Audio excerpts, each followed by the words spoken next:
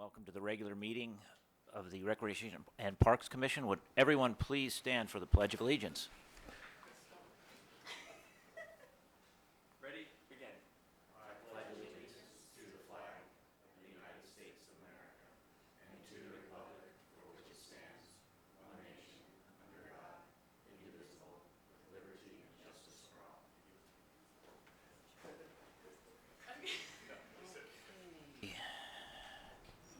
Jackie, roll call, please. Commissioner Watson. Welcome. Commissioner Stolnick. Present. Commissioner Lubes. Here. Vice Chair Davis. Here. And Chairperson Moda. I am here. Thank you. Tonight, presentations. Meredith? Yes, good evening. Thank you. We wanted to add a presentation tonight just to recognize and welcome our newest commissioner, Kelly Watson. We're happy to have Kelly here. She's sitting on the end of the dais on this side, and Kelly's been appointed by City Council for this partial term. And I would like to have Kelly introduce herself and maybe say a few words about your background and anything else you'd like to add. Thanks, Meredith. Well, it's fabulous to be here. I've been a resident of El Segundo for about 21 years now. I've raised my 3 kids with my husband here. I'm a management consultant by trade. I've done a lot of volunteer stuff from Moms Club through PTA and Run for Ed and AYSO soccer is kind of what I'm working on now. And I'm just super happy to be here. I have a lot of ideas and I'm so happy to be part of this. So thank you. Thank you all. And welcome. Welcome. Thanks. Okay, that's it for presentations. Public communications related to commission business only, and that is within the subject matter under the jurisdiction of the commission. Anyone?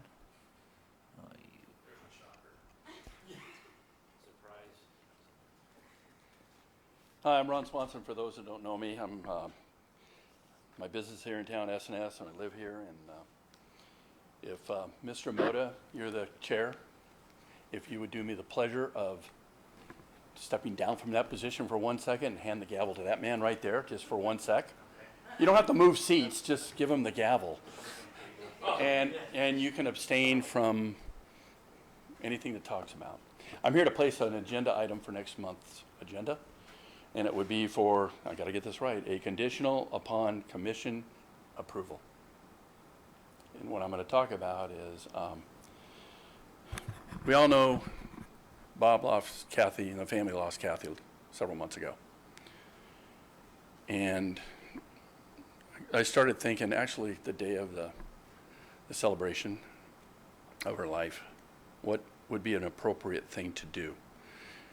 For those that don't know, Bob has his name on the checkout building already as a long-time Parks and Rec commissioner. But as we all know, there was a good woman behind every man. So Kathy was involved in youth sports for many, many years.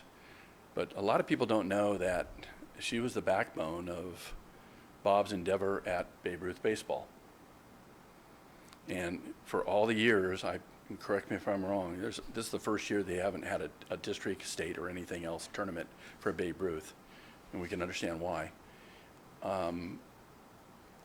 But between district tournaments, whether he was running a 13-year-old tournament, a 14-year-old tournament, or a 13 to 15-year-old tournament, in conjunction with maybe after the fact, right after that, the state tournament. And I believe under your purview, you had 2 Western Regionals or 3? 2? You did a lot. You did a lot, but 2 under your, right? You did it, and that was a lot of work. But for every game and every pitch, there was a scorekeeper, and her name was Kathy Moda. She scored every game, every inning, every game of every tournament when she was involved there. So I started thinking that, okay, it's just not Bob, it's Kathy. So what I did is I asked Meredith if I could do this, and it would be a conditional upon approval of the commission. But what I'm asking that we, and I'll give this to from the chair to take a look at, but that plaque is a bronze plaque, and it's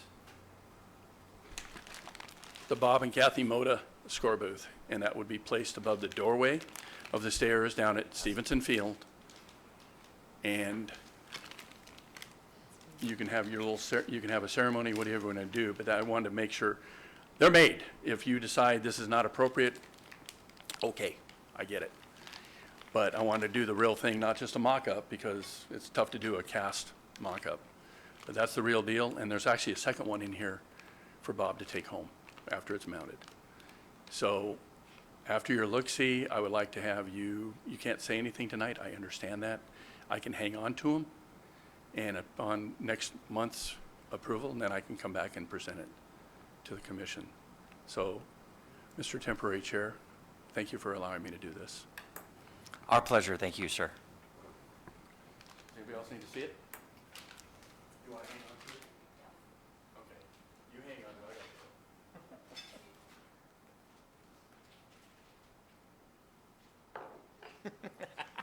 Now Bob knows why everybody was here.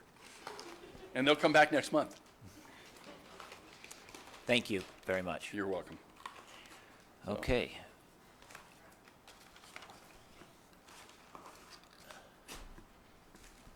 You got it.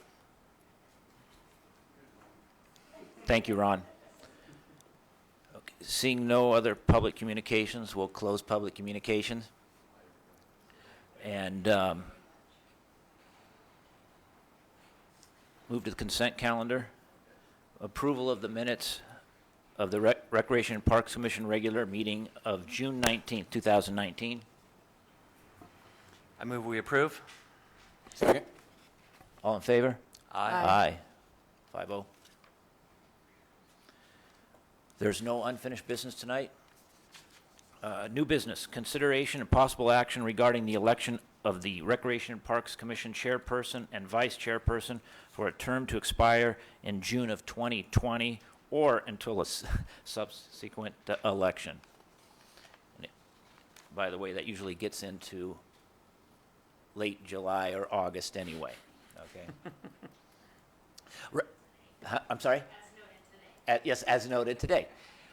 Recommendations, elect one Recreation and Parks Commissioner to act as the Commission chairperson for a term to expire in June 2020. 2, elect one Recreation and Parks Commissioner to act as the Commission vice chairperson for a term to expire in June 2020. Or 3, alternatively discuss and take other action related to this item. So let's do that. Is there a Meredith, would you mind reminding me of when each term expires for us? For the 'Cause I chair don't- and I don't vice remember- chair? For all of us. I don't remember like Oh, gosh. for your term. Yeah, right. I mean, I don't recall when. I've got people about came 4 on. years left. Yeah, I know that. Okay, so you're That's easy for me. so you're 2023, I think Bob is 2021, right? 2020? Same as Dave. which is We have 2 more. We have, 21. yeah, Okay. Okay. right, 21. You're And right. then One. this, And Julie? I just finished, Julie this is ju- my 1 year. So 1 you're year, so 3 years from so now. you're also 2020. Oh, you're 2022. 22, yes, 22. And then 2020. Kelly's is 1 more year Right. for that term. Thank you. Glad we figured that out.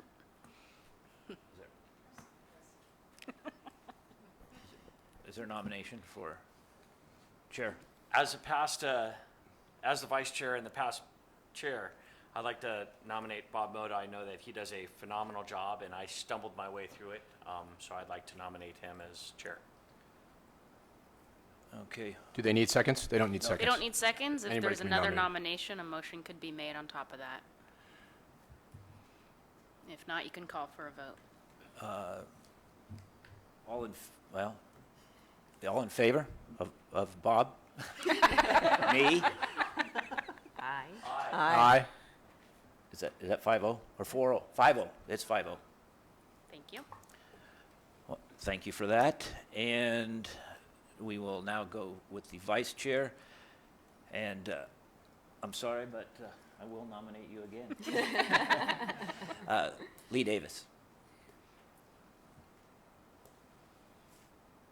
Any other nominations? Any other nominations? All right. All in favor? Aye. Aye. That was quick. 5-0.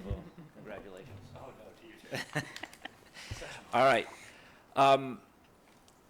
This is going to be some fun right here, I think. Discussion and possible action to assign or reconfirm commissioners to various subcommittees, including the Golf Course Subcommittee, Youth Sports Council, and Gateway Committee. Those are really the only three we have right now. But maybe more coming along, right? Right, you could use this item as an opportunity to discuss if there are any other subcommittees you'd like to add, either now or in the future as well. What did you have in mind? Did you have something in thought for another committee? I would open up the floor to the commissioners. Okay. I think there might be some interest. All right. Let's do the golf course subcommittee first. And right now, I believe Julie is taking care of that one. You kind of fell into that one, right? I fell into it? I guess so. I'd be happy for somebody to take that, because I've been doing the Gateway as well, and we meet about That's every big, 2 isn't it? weeks. So if somebody would like to take the golf course subcommittee, I would be happy to relinquish that one.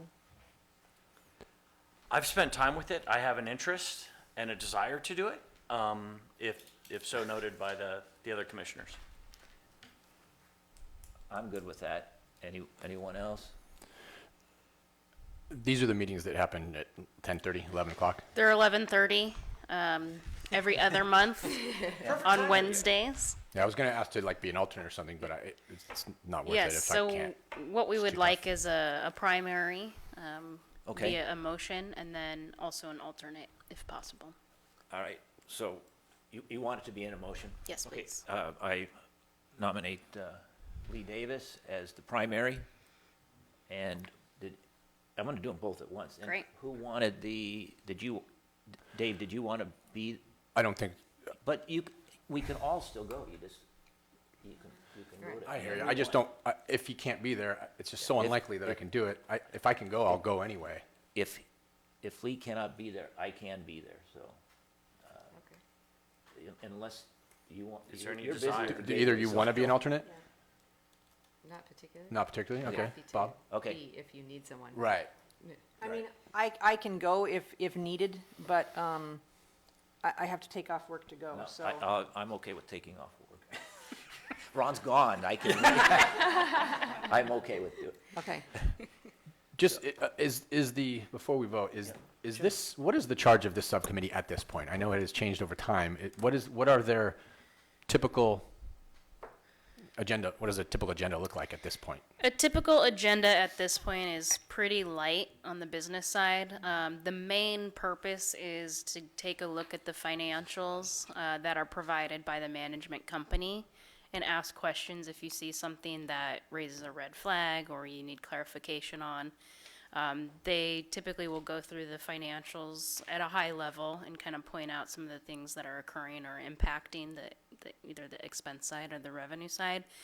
We have a recurring item on the agenda that is called a update or status on the future of the lakes, and whenever possible, we can provide an update on the negotiations with Topgolf.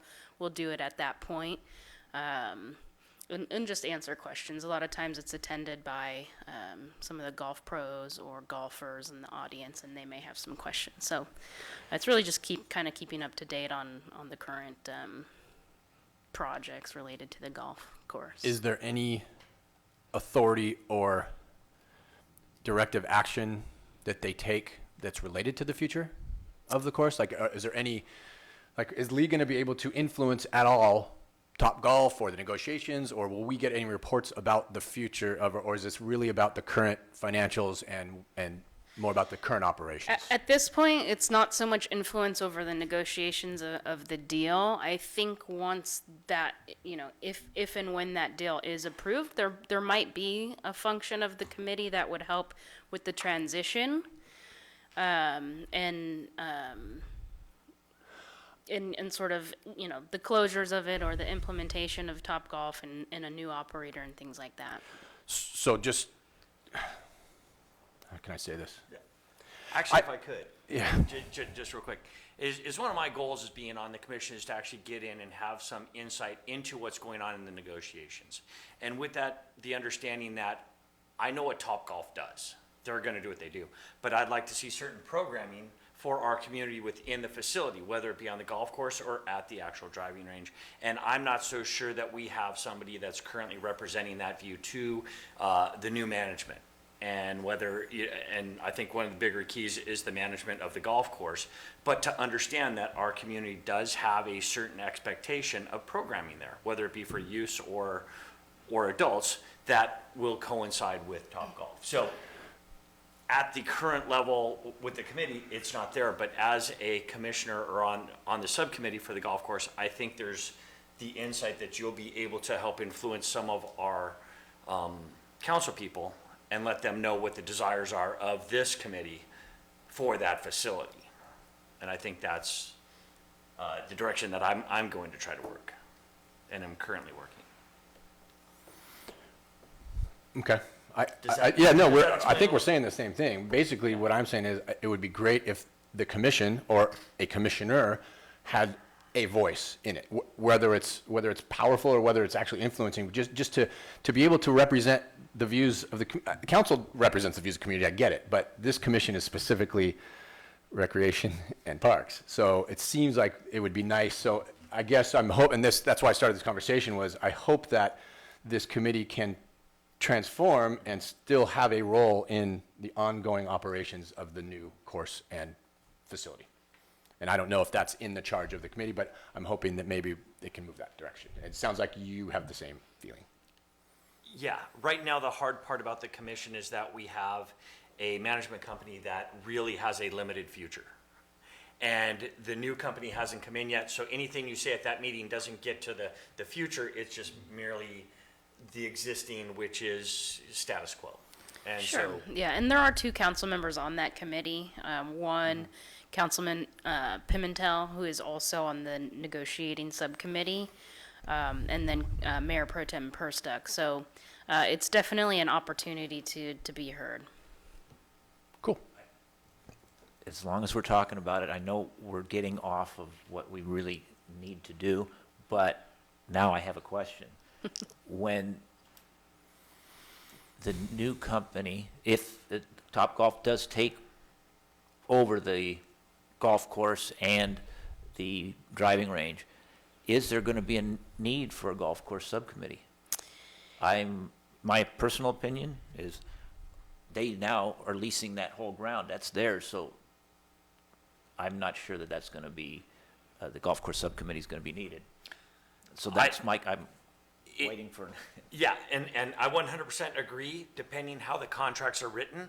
And without any input into the contracts, we'll have no idea if there's going to be an ability for us to actually do something if we don't like it. So part of my thought is that and it's the same problem I ran into with some of the stuff at the aquatic center, is that once the contract's written, then there's no way to offset it. So if we could come in during contract negotiations and say, well, we want to see in the contract that we have programming that fits our community, that will work with them. We don't want to necessarily tell them how to do their business, but Topgolf isn't very busy from the hours of 8 till noon. So can we have, youth instruction there for that?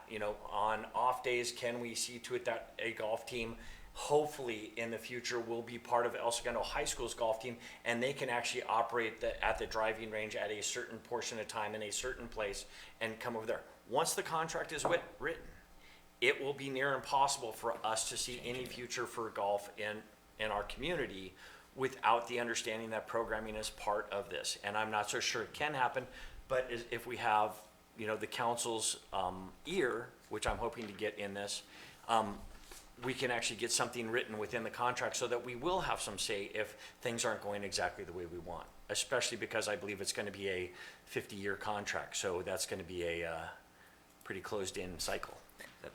That's where I was going. You got it. Right, and also, when this item goes to city council, the contract at that point will be made available to the public for review. So while you won't have a ton of time to review it, you will be able to at least view those pieces of it and make your comments known during the public hearing at the city council meeting, whether you feel that those items that are priorities are sufficiently covered in the contract. Okay. So the nomination is for Lee Davis to be the primary and myself as the alternate. Is there a second? Second? All in favor? Aye. Aye. Okay, 5-0. Hey, we got one done. All right, Youth Sports Council. Right now, Dave is the primary. I'm happy to continue unless someone really wants it. It's 2 meetings a year. It's not a big, huge commitment, but I'm happy to do it. I enjoy it and get a lot out of those meetings. I am there as Babe Ruth president, so I am there if he doesn't show. I know Kelly was interested and has shown up at some of the youth sports council. Take it. meetings. No, take it. If you want it. No, I don't know that she's interested. Oh, okay. I said it wrong. No, I'm not trying to I be- know that she was at some of those meetings, so I'm not Right, sure if I you. have been there representing AYSO. So, are you interested in any portion, alternate, primary, any of that? Alternate would be fine, yeah. It's, like you said, twice a year. Yes, it is. It's, And it's smooth at this point. yes. There's, I'll tell you, on the youth sports council, Sean Green's got everything dialed in. It's just, it's just perfect. He has everything handled very well. So, nomination. I'll do it. Then I'll nominate Dave as the primary and Kelly as the alternate. Is there a second? Second? All in favor? Aye. Aye. Okay, 5-0. Thank you for that.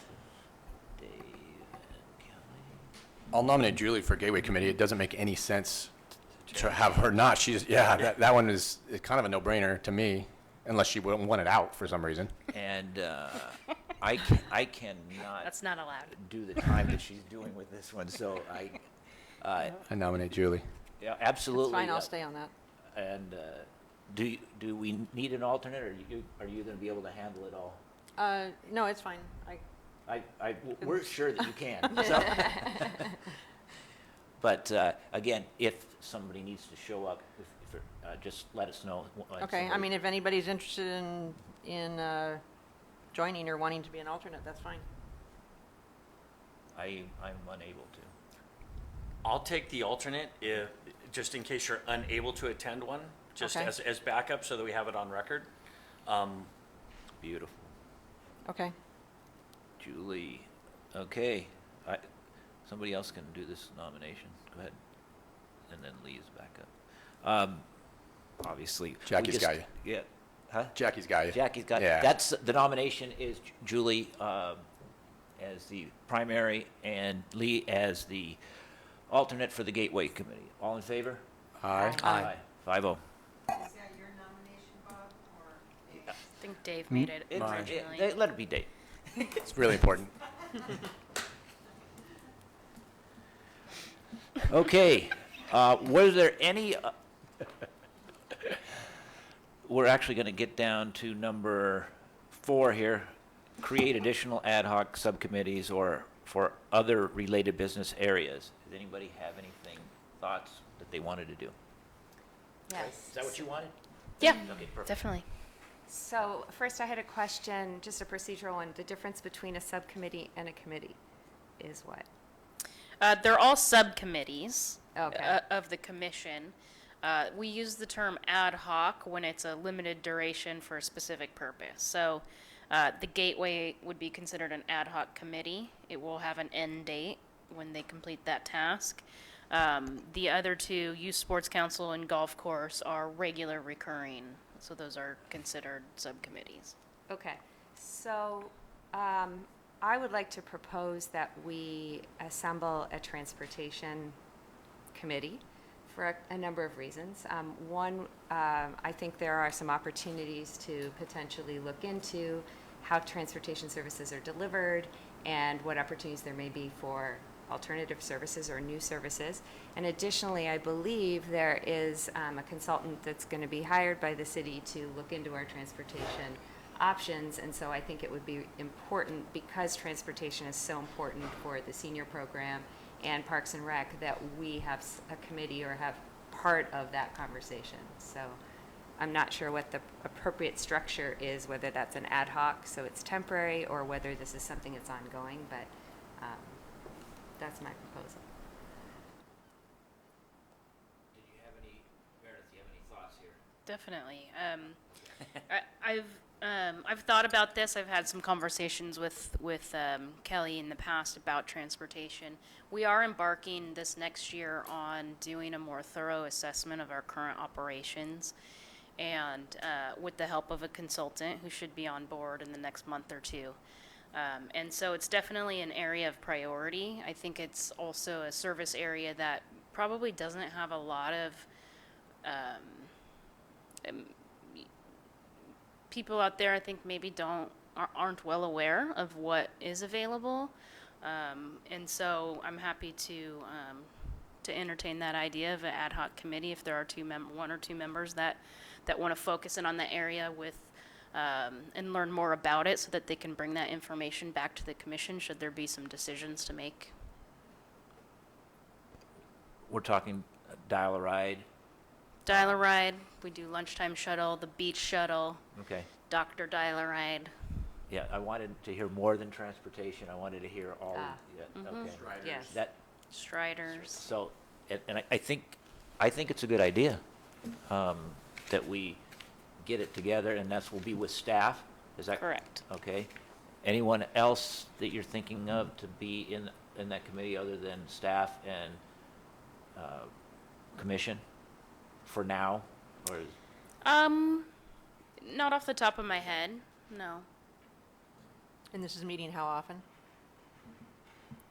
I think initially we would meet with whoever's appointed to the committee and kind of run down what the goals and objectives of that committee would be, and then, hard to say, maybe once a month, twice a month.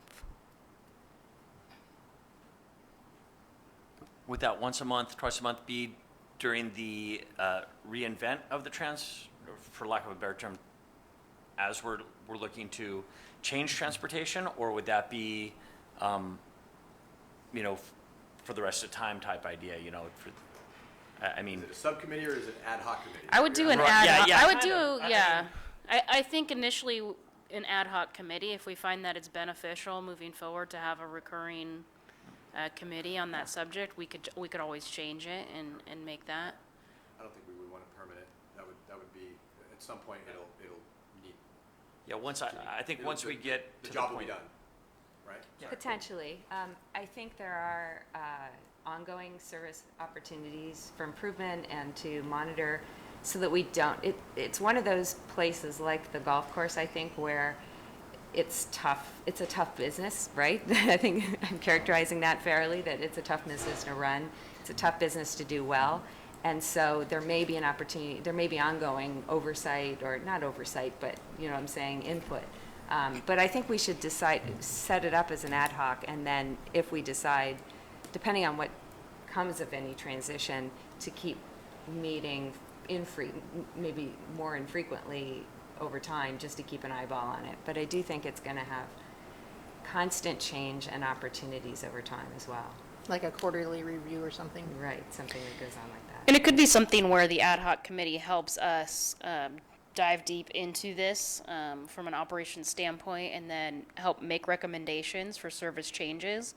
After that, if the ad hoc committee is dissolved, I think what that would do is put staff in a position to provide more transportation-related information to this commission as an entire body too, on a regular basis, whether that be quarterly or. So during that process, the commission can weigh in and let us know what information you'd like to hear more about and how often.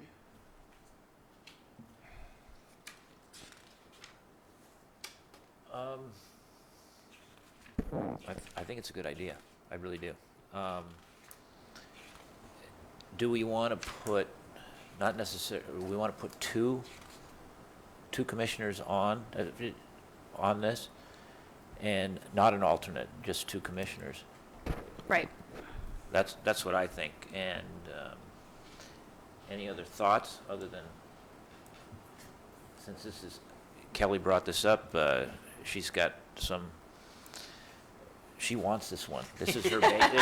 This is her baby. So, We'll form the committee, but you can't be on it. but Thanks for the idea, now we're gonna take it. Yeah, but more importantly, who else would like to be on it and is going to have some time to do that? So, Those are two different questions. I'm sorry. Yeah, I've had talks about transportation with, one specific facility, and I realized a lot of the challenges. I'm interested in it. I'll leave it at that. I mean, Okay. Julie, you're not saying anything, so are you okay with? well, Lee's retired. So he's got the time. That's He's what you're got saying. time. and I have the time, yeah. Unless he's playing golf and getting a hole in one again. So, yeah, yeah. only retired people. That's right. So, since I've done all but one of the nominations, I'll do another one. For this transportation committee that Kelly so thoughtfully brought up, Kelly and Lee on that committee. Is there a second? I second. All in favor? Aye. Aye. Aye. 5-0. Thank you for bringing that up. You're welcome. Is there any other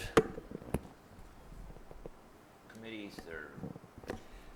I'd like to bring up one that has been phased out. I don't think we're done with aquatics. I think we have a lot of unanswered goals, including Acacia, and I think we should probably have some say going in that direction. I'd like to see some, constant feedback and, banter, for lack of a better term. And I would love to see an aquatics committee. I know that Dave and I just went to a quick meeting to assess goals about it. But I would like to see an aquatics committee.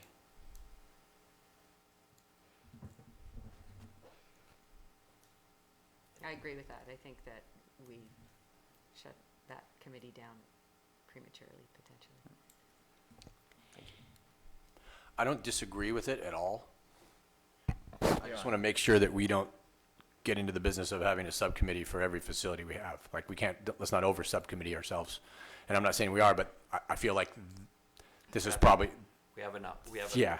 committees. right. So this would be an because ad hoc. it's- Yeah, and I'll clarify too. The aquatics committee that Lee and Dave were representing on was a larger committee that also included 2 council members, and so I think that it does make sense to have an aquatics subcommittee with 2 commissioners that Aricia and the staff and I can help or can help us, I should say. When we are discussing policy changes or success criteria and things like that. So I do think that it is beneficial to have that aquatics committee on hand.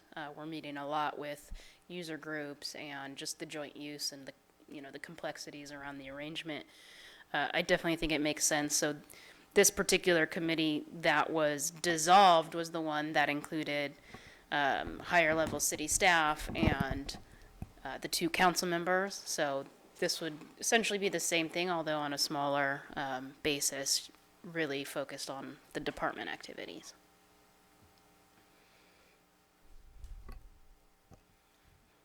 I'm interested in continuing, but I'd be willing to give it up if there's a high interest among any of you 3. I attend about half of them over the phone. So I can't participate as much as someone else might be able to in person. But I would be happy to continue, like I said, unless someone else wants to step in. I'd be willing if you couldn't, whatever. We could, between us, make it work. Why don't you go ahead and take it then, and then I'll be an alternate. I'm fine with that. Okay. Go ahead. I know that. Should I make a Say motion? it. Yes, somebody make a motion. Go ahead. I'd like to make a motion for Kelly and myself to be on the Aquatics Committee, newly formed Aquatics Committee. With an alternate for Dave. And with the alternate being Dave. I'll second. Is there a second? I'll second. All in favor? Aye. Aye. That's 5-0. Yeah, Kelly. Okay, we now have 5 subcommittees. Okay. I believe that's enough. Okay, no one's arguing with me. I like that. So with that, I believe number 2 is complete. And we're going to go to reports. Reports of subcommittees. Golf course subcommittee. I attended the golf course subcommittee. Unfortunately, we did not have a quorum.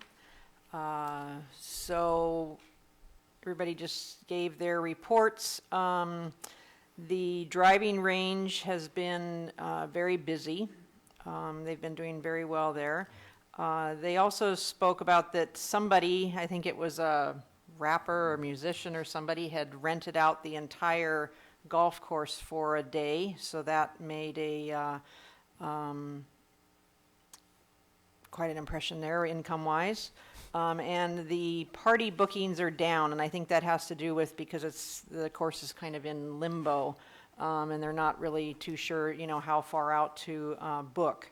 But the driving range has been doing very well.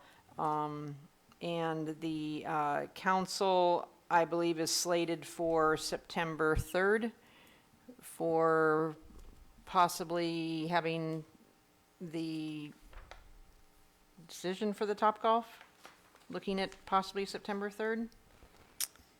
Targeting September 17th. Okay, September 17th. No. And that was about it. It was a very light meeting. Thank you for that report. As long as we're talking about the golf course, did you say how far they were there at least until the end of the year? Is that correct? That's correct. We've For now, that's the latest? Right. Okay, so they we've- can book everything up through through the end of December? Correct. Well, let's hope there's some Christmas parties and stuff that's there. Okay, thank you for that. Youth Sports Council. That would be Dave. Yes, there was a youth sports council meeting, and it was well attended. I think there were a couple presidents who couldn't come, but they did send representatives, which was nice to see. Sean ran a great meeting. I've only been to 3, I think, total over the last couple years, and it just seems like each one has gotten more and more smooth, and there's good communication between the various leagues, and there's a reasonable sharing of the fields. I think everyone has gotten to the point where they realize that we're on the same team, and so this most recent one felt really communal, which is, I think, the goal of all of those. So there wasn't anything major that was discussed that was worth reporting on, I don't think. No, like I said earlier, Sean has it under control, and everyone is working together. All the leagues are working together. Presidents, no one's putting their fist down and saying, I have to have this, and it's really working well. It is a pleasure to see. So, it's good. Thank you. Dave, Gateway Committee.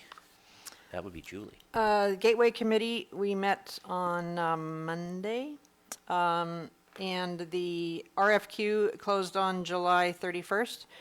I believe we had about 40 artist submissions, which I was really surprised we had so many artist submissions for the Gateway project. I believe many of us on the committee were surprised with so many submissions.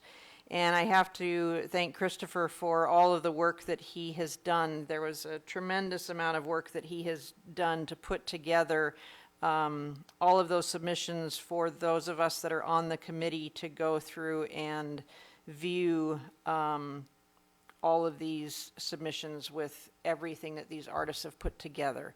Now we have approximately 2 weeks to go through all of this. We originally got about 40 emails with all of these attachments, and he has gone ahead and put together notebooks for us to go through. So it's a lot of work now for us to go through and select 5 to 10 artists that we would like to move forward with. So it's exciting to see what it is that artists have come up with and kind of what it is that they're not proposing yet, but would like us to look at their work. So we are moving forward with things, and we should be proceeding soon with something. Any questions for? Has there ever been any discussion about other entrances to the city? Or is it just the one, and that's it's a one and We're done? just working on the one at Main and Imperial now. Has there ever been any momentum in that direction to look at other spots or no? There's been some council comments about this particular project possibly spurring some future signage or art at other entrances. Currently, there's some signage at Rosecrans and PCH, and then PCH coming in from Imperial Highway. There's kind of like a curved monument sign. It's fairly large, actually, on the corner of when you come over to the point. Mm-hmm. So those exist. But this particular committee is obviously focusing on this one spot. The only reason I mention it is because if it is a possibility, then maybe that would be a consideration in the design of this one, so that it could be, maybe not replicated, but it could be complemented, right? If you put something up that is so unique and crazy, and then it can't be, not crazy, but you know what I mean, just unique, and then you can't, and then they decide 10, 15 years from now to kind of put them up around, it's just something, I was just going to mention that might be one of the considerations. Because it'd be cool to have 4 or 5 different, that all kind of matched. We've spoken of that because, I had a sign company for 20 years, and so we had spoken of that, that I spoke of that, the city always kind of, we did things spotty, in the past, where we would start one thing and we would do something, and then it was like years later we'd say, oh, how about over here, and we never kind of brought things together. But right now we have a budget for that corner, and and it's we're going to have a hard time making it for that corner, so we're working on that, and then we'll see where it takes us. Okay, thank you for that report. Department staff reports. Aricia. Good evening, Commissioners. You have my report. I just wanted to let you know that we did highlight a lot of things that went on this summer with the drama, the Addams Family. We also had a lot of numbers on drop-in for aquatics. But we are winding down summer now and now focusing on Halloween and Christmas. So we have events that we're planning at that time. But I did want to let you know, this is just a snapshot of what we did this summer. The next meeting, we're going to have a full presentation for you.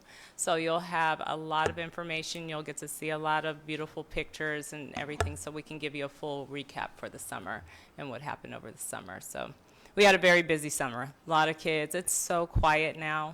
I miss all the yelling and screaming, so, but yeah. Everyone's taking a breather right now. Thank you. Anybody have any questions for Aricia? Go ahead. Wait, you go to All right. So first, this looks fantastic, and it's exciting to see that people are using the facilities and using the camps, and just an incredible amount going on. And thank you for the data, because I love numbers. So one of the things I wanted to ask about at the Aquatic Center was I noticed that the non-resident numbers are pretty high, and I'm wondering, could those be residents with no cards? Because it's only like a $2 difference or whatever to use the pool. It's possible. At times, we have residents that don't want to slow down and get the card, and they just want to pay the drop-in fee, so that, yes, that is possible. Well, it just brings up a question or a conversation I was having with Meredith about renewing cards, because, yeah, having to come in person down to the checkout building to renew your card, sometimes for some of us, that's a little bit of a hurdle. I usually make it there by the 4th of July to get a bracelet, but if it was auto-renewable, it would have been renewed in January, and then you'd have people, I guess I'm just wondering, like, is this reflective of a bigger thing, which is about the card renewal, rather than just, am I leaving my card in the car at home when I go to the pool?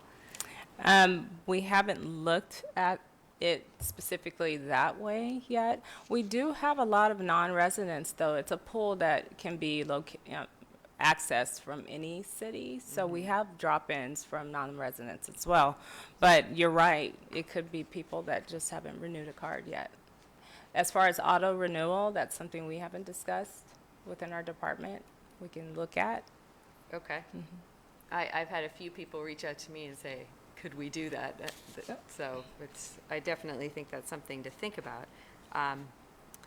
Okay, the next question I had was about the shuttle, the transportation numbers. Yes, ma'am. And I was wondering if on the beach shuttle, you had any idea of the age of the users or a demographic profile? I want to say for the beach shuttle, they're usually younger. We have a lot of teens use the beach shuttle, and they enjoy it. So not seniors so much, of course. Right. Would you say they are non-driving age, or are we getting some driving age? kids? Non-driving. Yeah, okay, that's what I wondered. But, and how about little kids? Are we getting like elementary age kids?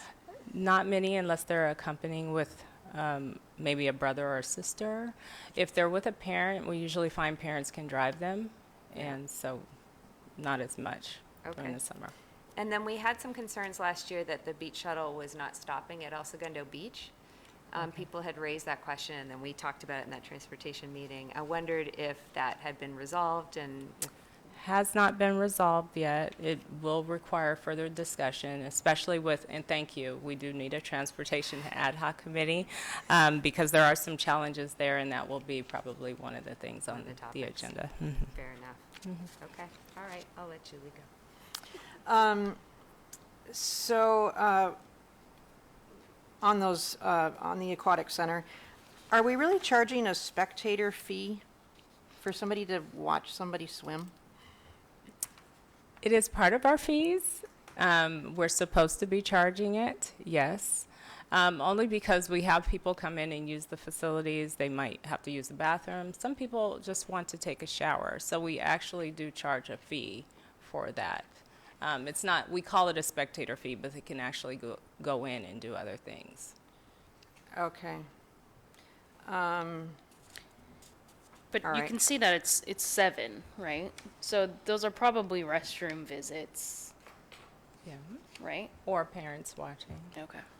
Yeah, I mean, I can understand, like, somebody wants to go in and shower and use that, but I'm looking at it as like Granny wants to go and watch, the kids swim. That's what I'm kind of questioning, that of having to, having to, Our, charge for that. One person that was charged, right. and that one person, I think, is the reason why we have the rule. I was going to say, at times, our parents can be our greatest challenge, so a spectator fee is probably worth it to charge. Okay. We have to manage parents sometimes more than the children. Okay. If there's a child that's signed up for a swim class or something, then we're not charging the parent who's bringing the child to a program.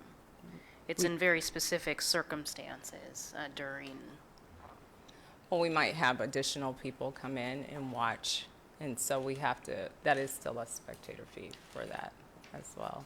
But it's not a fee that we charge often. I guess I'm trying to figure out what the concern is, just for a senior or being charged? Yeah, I was just wondering, I mean, I was just wondering, is it just somebody that, like, say, a grandparent just wanted to go and watch their grandchild taking swimming lessons, you know, sitting up there in the bleachers at the plunge, are they charged to go and watch? The staff tries to not charge in those circumstances. Okay. We're really trying to detour people from just coming in and saying, I want to use the bathroom. And Okay. then we have people hanging out at the pool so that it's a deterrent, Okay. basically. All right. And then on the Joslyn, on the outreach, the volunteers for the meal, the delivery program, about how many volunteers do we have doing that? We have close to about 5 or 6 volunteers that come on a regular basis. And Oh, then we that's have it. 2 outreach workers that work on a regular basis to coordinate and organize the meal program. Okay, I thought maybe we had more. All right. And then in the Insider magazine, I was trying to find where it is we have it listed for the low-income assistance. I could not find that anywhere. And it's possible that it was left out. We do have pamphlets for the low-income assistance that we have available at the centers, but it's possibly not in the Insider. So it Yeah, needs because to be I went added. throughout that and I couldn't find it where a person was going to be able to find that information. So, and did we have anybody apply for it this summer? We did not this time. Okay. We had a couple of inquiries, and I gave them the information, but no response back. Okay, so I didn't find it anywhere in here, so that's Okay. why I'm asking. And we are revamping our guide. We're in the process of looking at the events guide and doing something new and special with it. So we will make sure that is in the guide as well. So thank you for bringing that up, because I think in our talks, we may have skipped over that point as well. Okay, because we had spent a lot of time talking Yes. about that, and you guys did the research with the different cities and everything, and then when it came out, I was like, it's not even, Where is it? not even in there, right? Okay, Thank you. all right, that's it. Thank One you. last thing, how does this summer's program numbers compare to the past? Are we up, down, flat? We are up, and in the report next month, we'll be able to give you the numbers for that, and I'll try to get some comparisons from last year to this year. We our camps were full for the most part, so we didn't, and we had more camps this year, more specialty camps. So yes, they're up. Fantastic. Anybody else? Thank you very much. You're very welcome. Christopher Henson, Parks Maintenance Superintendent. Good evening, Commission. You have my report. I'll be happy to take any questions. We've been very busy in the Parks Department. We have several projects going on, and it's been very exciting, but we've been busy. Okay. Anybody? Question. Go ahead. What's the park we just did on that? Holly Valley. That sand is not going so well, is it? No, it is not.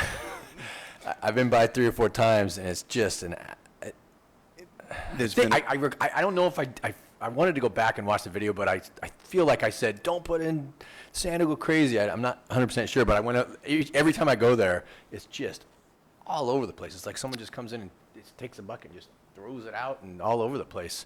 Well- Are you going to keep that feature, or? well, that's up for discussion. Okay. We've had the couple issues on that. We've had the plug. It's a kind of a right. table Yeah. bowl. The plug has been removed twice.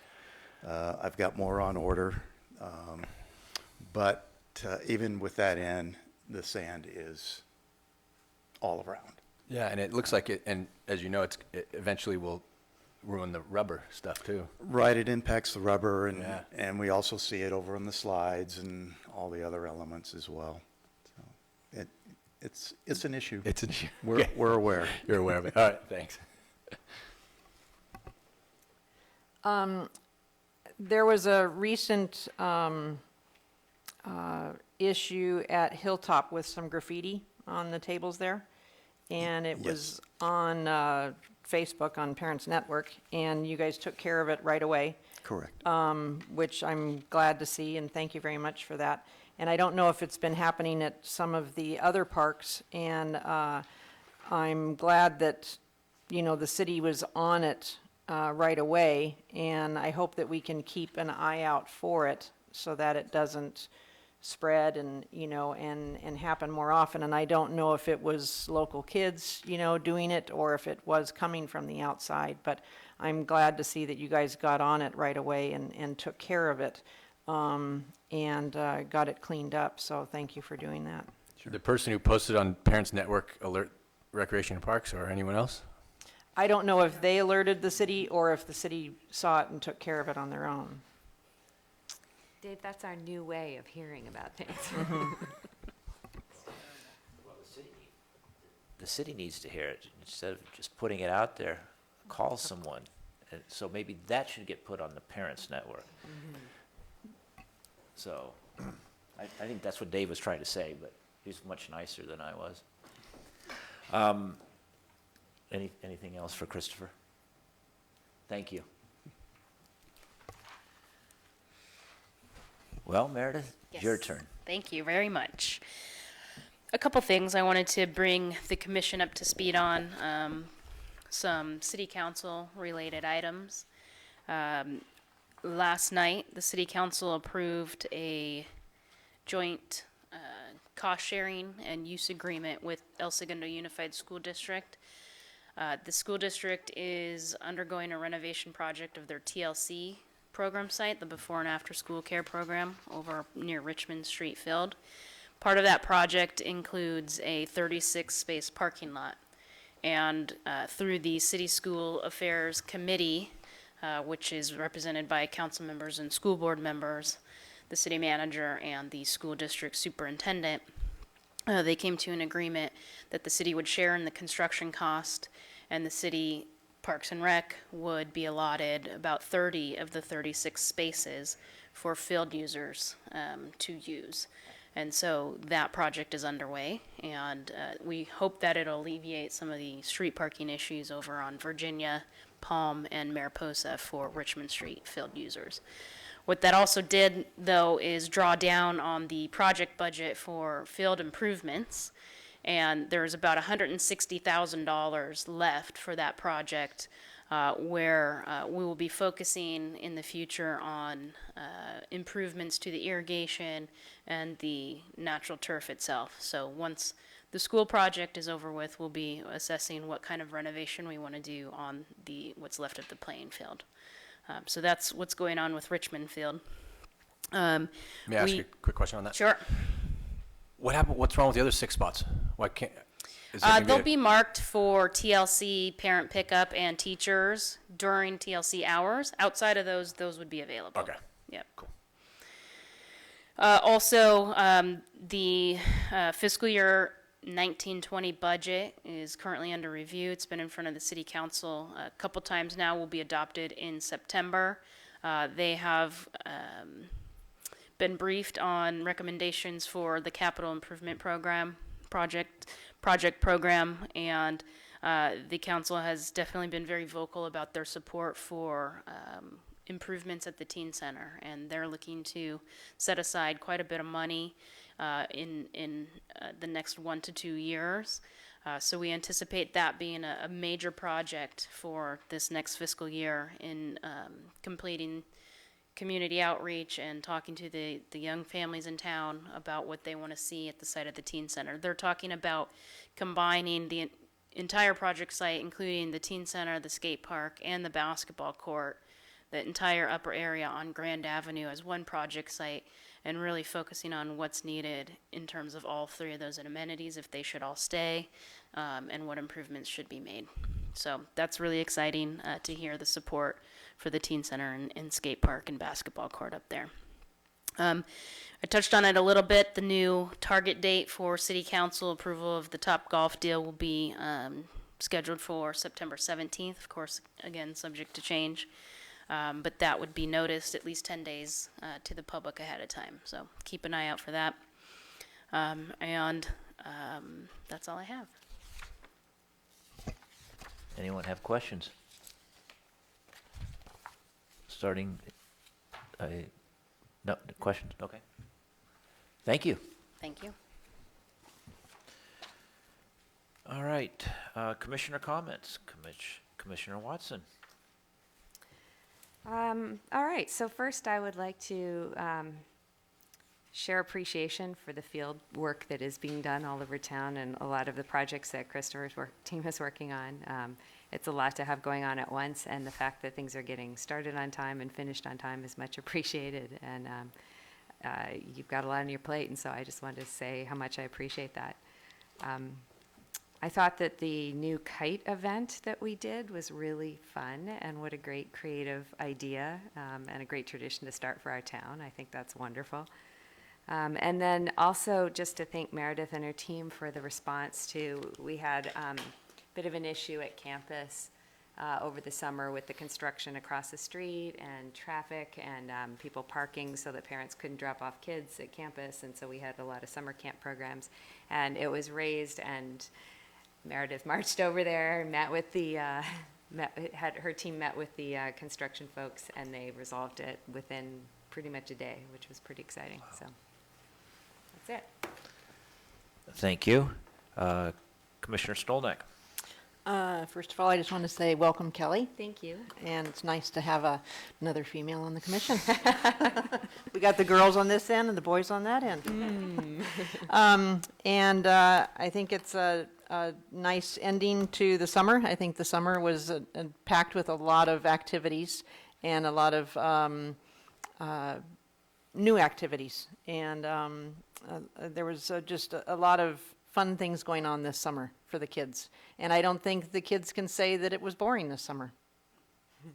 You know, there was a lot of things going on in the park, a lot of things going on around town, and I think it was a fun summer for everyone. So thank you for everybody's hard work in the city and keeping everything safe. And so the city staff has been working hard, and I thank everybody for their hard work. Okay, thank you. Commissioner Lubes. Welcome. Thank you. Congratulations. And congratulations, Lee, as well.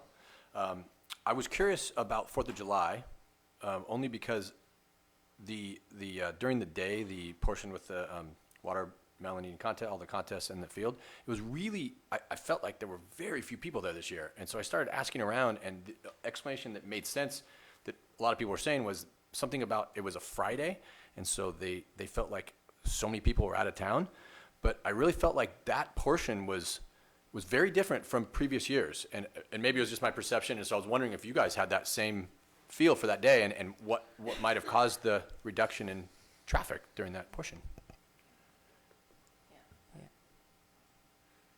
I guess Ryan and I did talk about that. It was a little quiet at the start of the day, but we didn't really feel like it was a failure in any way. Oh, no, I'm sorry. I didn't No, I'm not saying that you said that.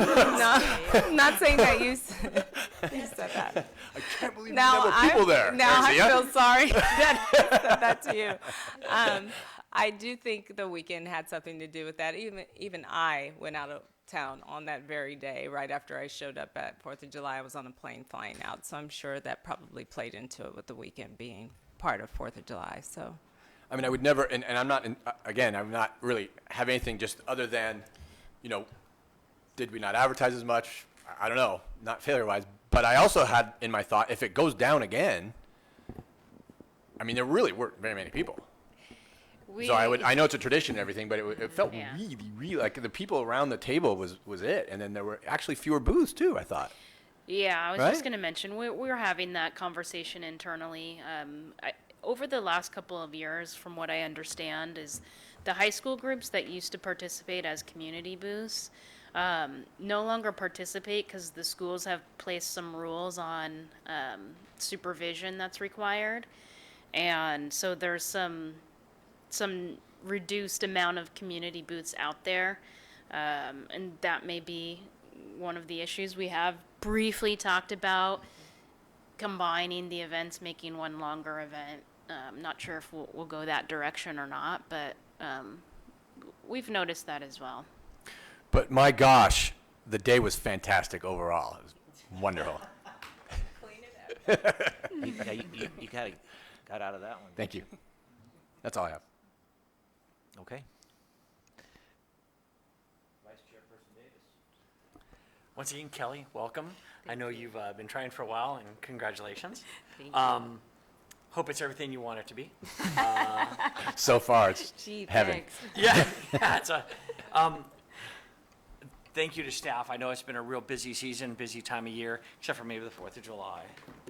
No, absolutely wonderful. From the aquatics point of view, I know we've had a lot of great successes. I think one of the biggest ones that I've heard about was we did have one person who'd been training at our pool who made Olympic trials.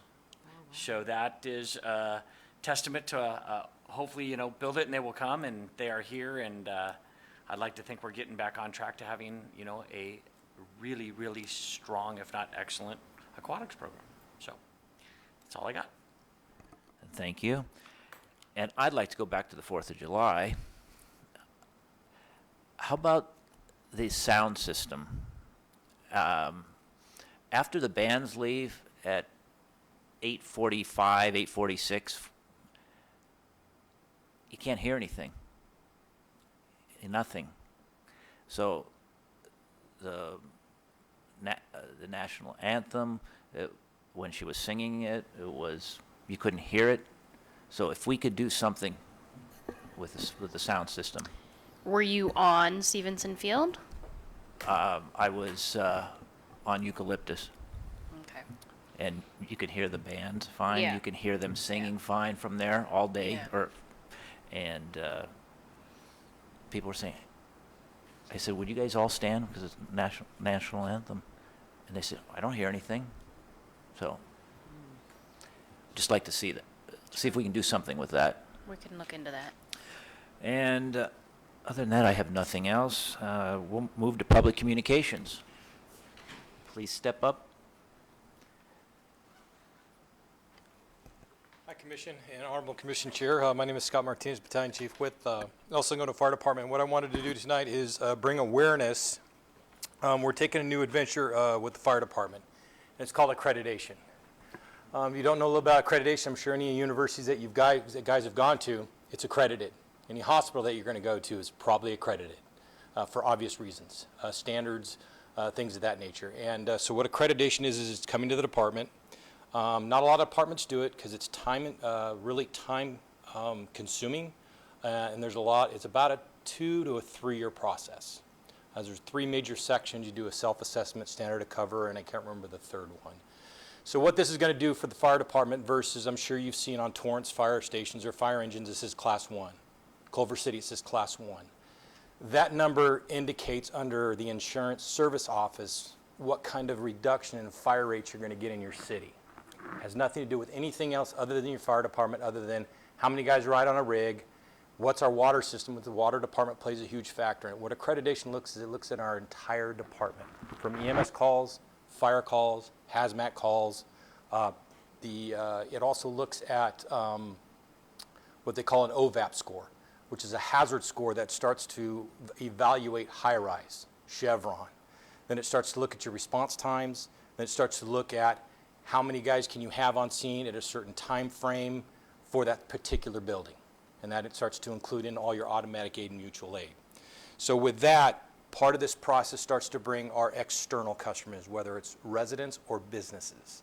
They bring them into a group, which is we're going to have the community meeting coming up. I'm going to pass these flyers or hand these flyers out. Please get the word out. And what this will do is the fire department will not be in during this part of it. It's what does the community want out of their fire department. It'll be a company from Center for Public Safety, CPSI. They'll be in there when they'll start evaluating this process. They'll take a lot of notes. Then they take our internal stakeholders. For example, what you view our fire department may be something different than I view, because I'm on the inside looking out, you're on the outside looking in. You may say, well, what do we want out of a fire department after a 911 call? These are the things that we may expect. So as you start to build this plan, and at the end of the process, it'll come up with a lot of major recommendations. And that's with both input, internal and external stakeholders. So that's coming up on September 9th at the Jocelyn Center, and that's it. If there's any other questions, I'd be more than happy to answer them for you. When you noted that Torrance was a Class 1, I believe there's 3 types, Class 1, 2, and 3. It even goes farther than that. It'll go almost down to a Class 5. It does go to Class 5. What would you guys be looking for as far as what class would you want to fall into? Because I think it does have something to do with size. I believe Redondo tried Class 3, if I'm not mistaken, but because they had 3 stations, they were able to get to a little higher level. Correct. So right now, they're 2 separate entities. Accreditation's over here. Your Class 1, 2, 3, 4, 5 is over here. 2 separate entities, but they look at different standards or protocols on your city. Like the Class 1, right now, let's go to a Class 2. For us to go to a Class 1 would be exorbitantly expensive. It may ask that we may have to have a reserve truck in place. That's what they call ready reserve. Has to be sitting there. So if our primary truck goes out of service for maintenance, we have another one behind it. It's going to look at, well, a 3-man truck versus a 5-man truck. Are you willing to put 5 guys onto a truck? So it looks at fire suppression only based on your insurance requirements in the city.